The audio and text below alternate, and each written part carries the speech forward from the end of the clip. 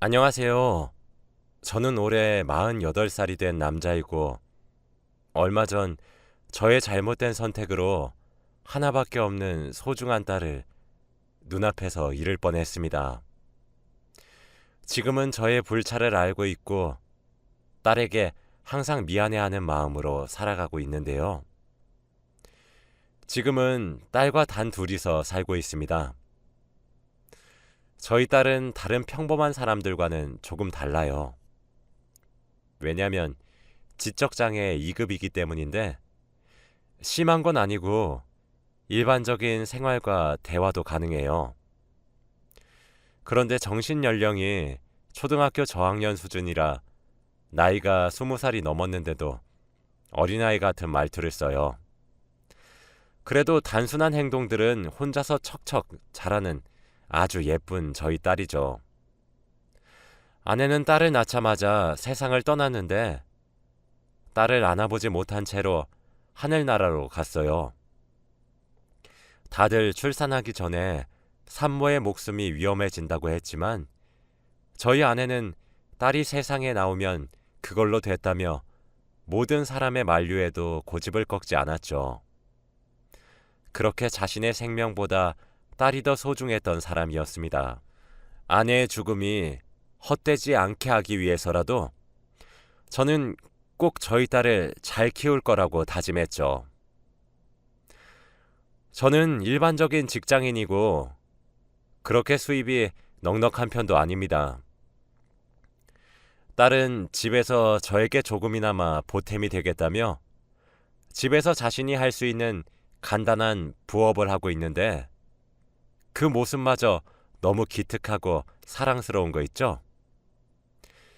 그때 이런 저에게 한 줄기 빛과 같은 한 여인이 나타납니다.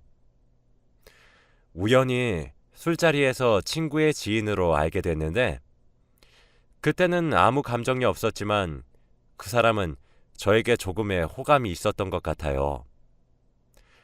저는 아내를 잃기도 했고 장애인 딸도 가진 아빠라 연애를 할 여건이 되지 못했는데, 그 사람은 그런저라도 좋다고 해주었습니다.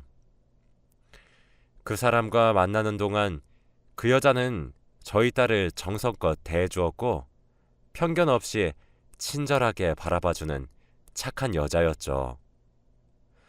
저는 그런 여자가 너무 좋았는데, 저희 딸도 엄마가 생긴 것 같다는 말까지 하면서 그 여자를 좋아했어요.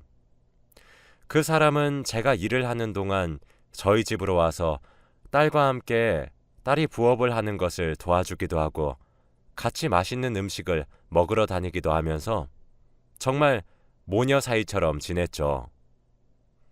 항상 혼자 집에 있을 딸아이가 걱정이 되었는데, 옆에서 보호자가 생기니 너무 듬직하더군요. 일이 끝나고 집으로 가면 그 사람과 제 딸은 미리 차려놓은 저녁 밥상이 있는 식탁에 저를 앉혔고 다 같이 오순도순 이야기를 나누며 저녁 식사를 하기도 했습니다. 그 여자는 항상 저녁이 되면 집으로 돌아갔고, 어느 날은 저희 딸이 저에게 다가와서 말을 했습니다. 아빠, 미숙이 이모 우리 엄마 하면 안 돼? 미숙한 언어로 조심스럽게 저에게 말을 하더군요.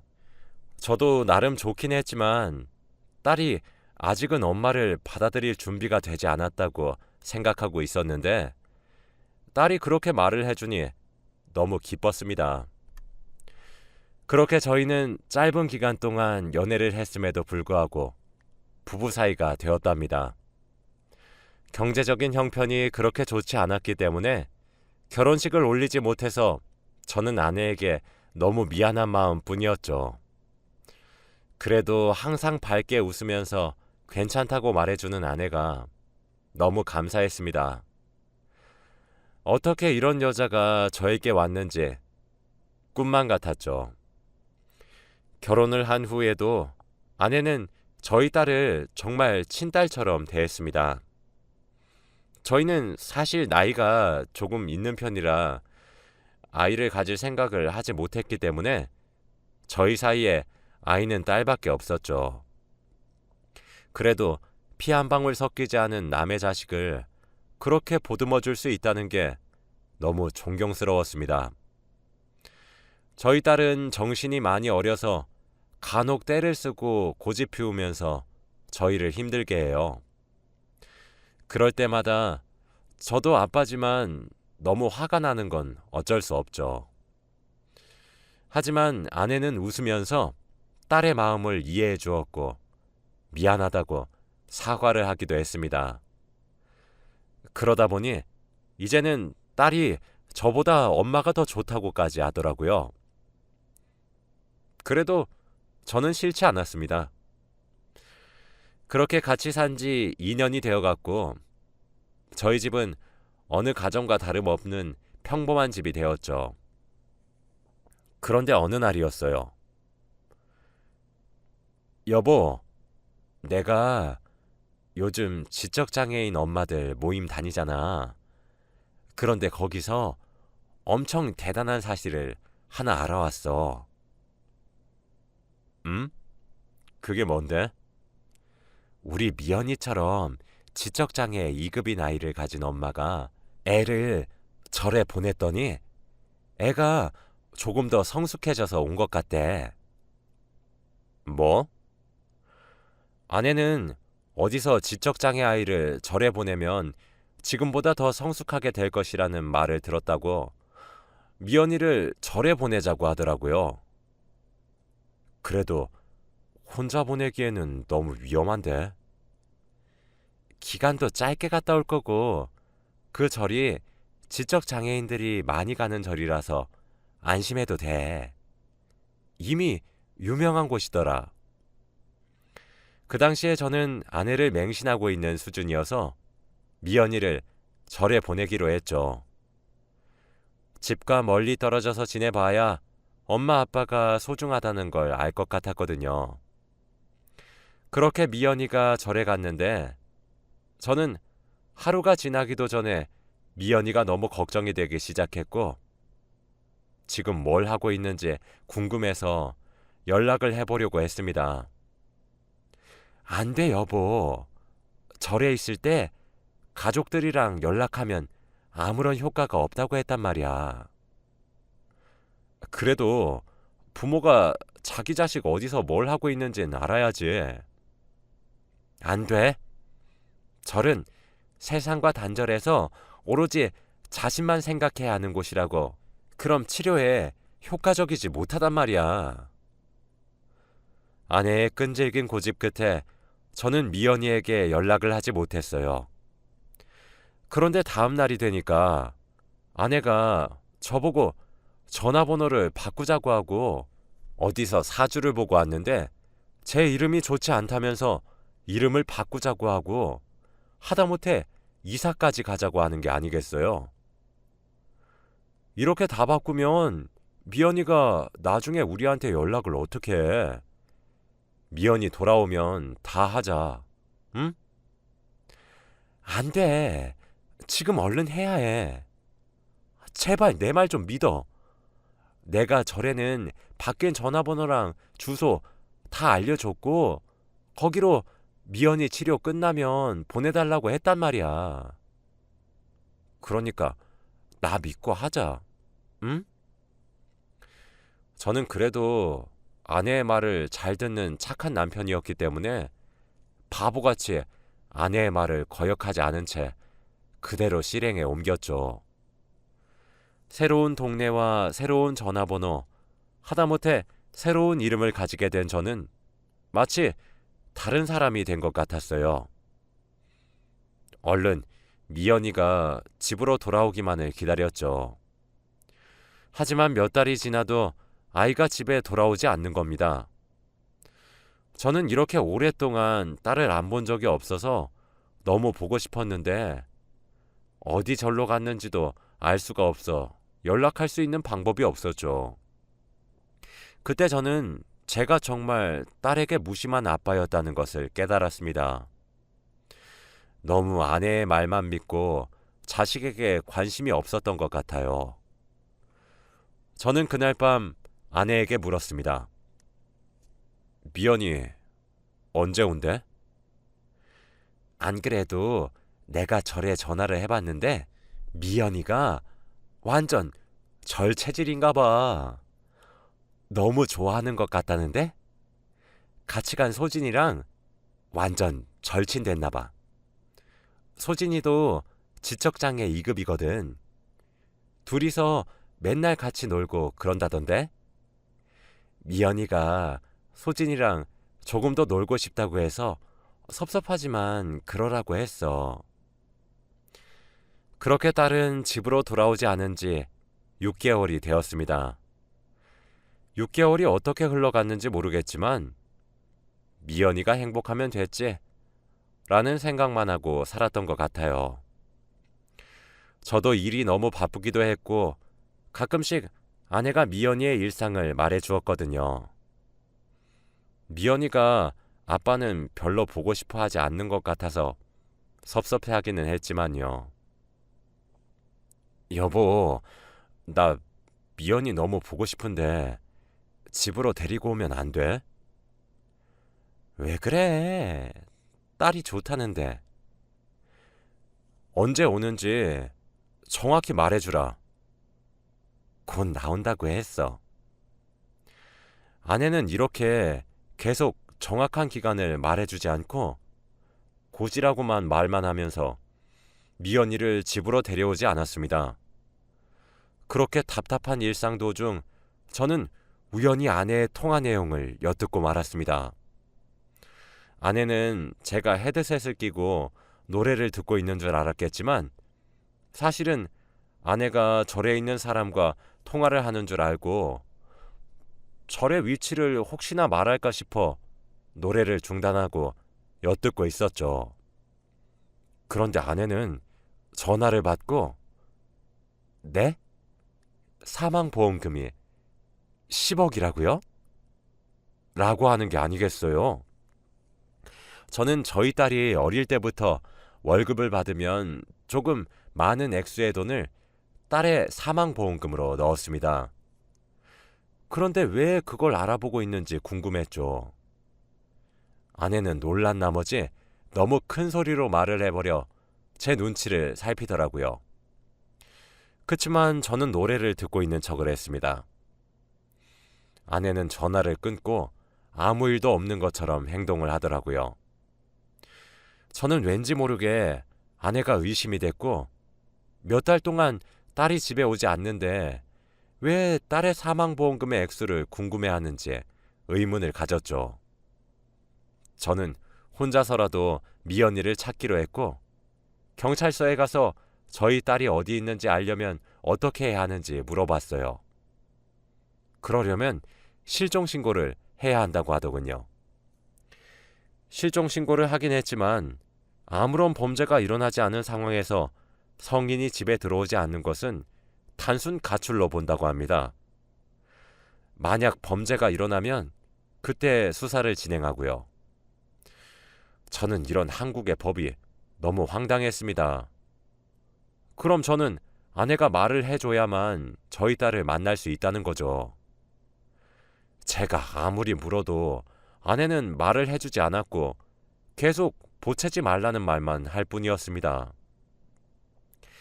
경찰이 하는 말에 의하면 실종된 사람을 찾는 경우는 아주 드물다고 해요.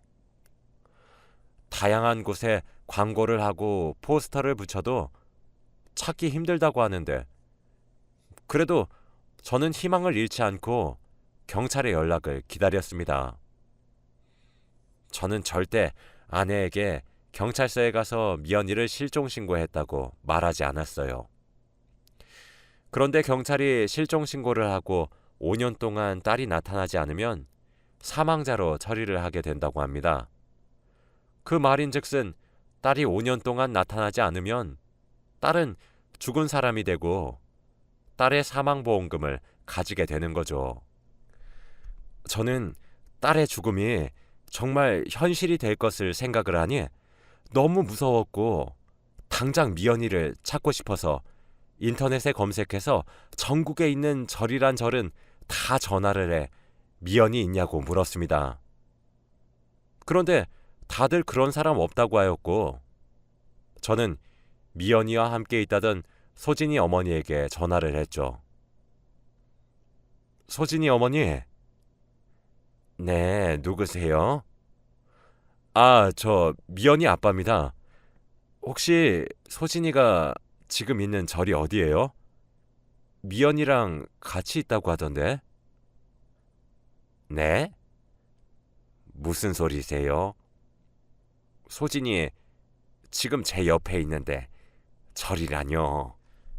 아니, 소진이랑 저희 미연이가 같이 절에 갔잖아요. 지적장애가 절에 가면 조금 성숙해진다고 들었다고. 아니, 그게 무슨 소리세요? 저 기독교입니다. 라고 한 뒤 제 전화를 뚝 끊으셨죠. 저는 이게 무슨 일인가 싶었고 당장 아내를 찾아가 물어보고 싶었습니다.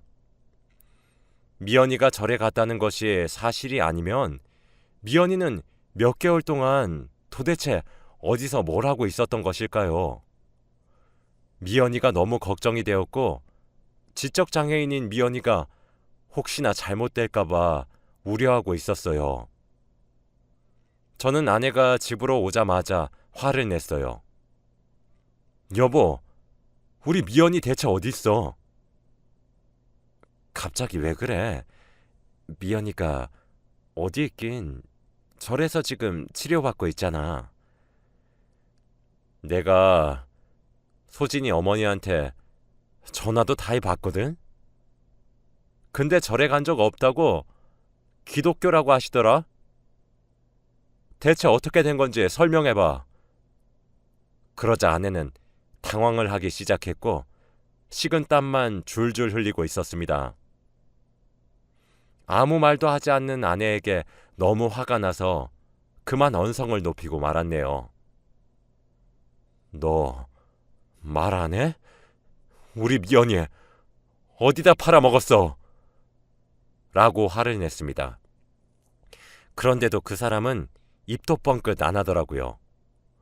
저는 말도 통하지 않는 사람과 대화를 나누고 싶지 않아서 얼른 경찰서를 향했습니다. 그런데 경찰은 그래도 어쩔 수 없다는 말 뿐이었어요. 실종이 됐고 어디 있는지 아내분만 아신다면 아내분과 이야기를 나눌 수밖에 없어요. 라고 했습니다. 저는 아무것도 할 수 없는 제 자신한테 너무 화가 났어요. 혹시라도 아내가 미연이를 병원에 입원시켰다거나 장애인 센터에 보냈다거나 하다못해 극단적인 경우까지 생각을 했습니다. 머릿속에서 오만 생각이 다 드니까 제 자신을 주체할 수 없더라고요. 그래서 그날부터 발로 뛰면서 이 동네 저 동네 경찰서를 다 돌았습니다. 정말 거의 1년 동안 미연이를 찾기 위해서 달렸더라고요.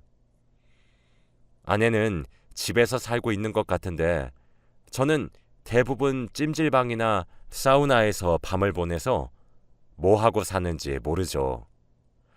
저에게는 오로지 미연이가 중요했기 때문에 그 사람과의 이혼 소송을 진행할 여유도 없었습니다.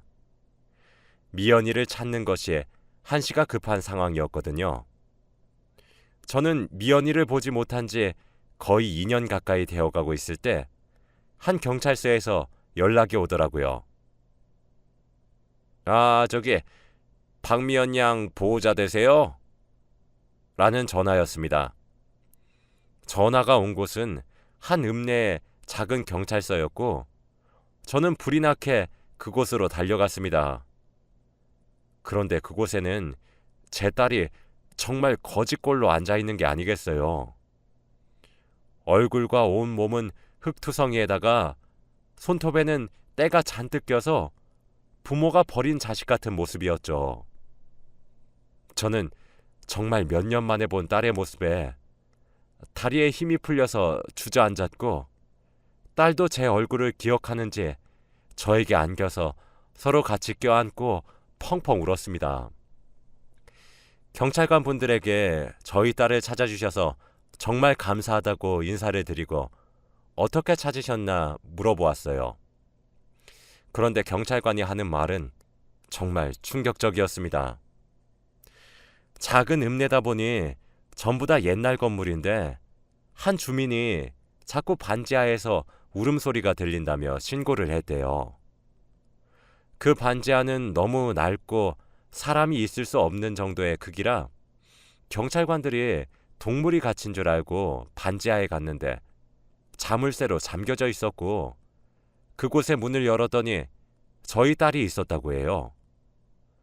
정말 작고 낡은 곳인데 밥그릇과 요강 하나가 다였고 지문 조회를 해보니 저희 딸 이름과 주소가 다 나왔다고. 도대체 누가 그곳에 저희 딸을 감금시켰는지 당장 찾아가 죽이고 싶은 마음뿐이었습니다.